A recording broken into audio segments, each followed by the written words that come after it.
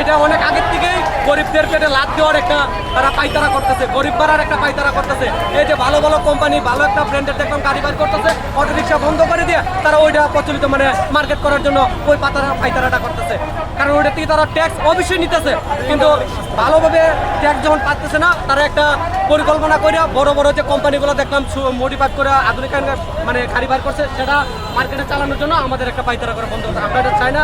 যাক, অবশেষে আমরা মুক্তি পেয়েছি। আমরা যে দাবি নিয়েছি সেটা আপনার দাবির প্রত্যাশা দিয়েছে, তাতে আমরা খুশি।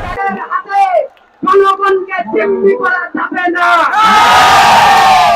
জনগণকে তার ন্যায্য অধিকার দিতে হবে। জনগণের উদ্ভাবনী শক্তিকে আরো বিকশিত হওয়ার জন্য তার পুঁজিকে নিরাপদ করতে হবে। এই ব্যবসার পুঁজি নিরাপদ হয় না, ওই ব্যবসা বিকশিত হয় না, ওই ব্যবসা নিরাপদ হয় না। তাই আরেকটা কারণে অতীতের সরকারগুলা এই লাইসেন্স দিতে চাইতো না, কারণ তাদের এলাকার গুন্ডা পান্ডা চালাবাজদের এই রিক্সার উপরে জুলুম করে চাঁদাবাজি করে ওই জায়গায় লালন পালন করতে হতো। আমরা বলতে চাই, ইউনুস সাহেব, আপনার তো এরকম কোন গুন্ডা পান্ডা পালতে হয় না। আপনি অন্তত দেন গরিবের এই লাইসেন্স, আপনি এই লাইসেন্স দিয়ে দেন।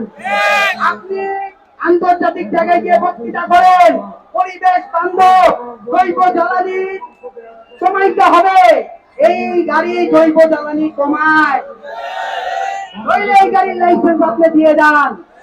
বহু শ্রমিক কিস্তিতে টাকা নিয়ে এই গাড়ি কেনে, এই কিস্তির ঋণ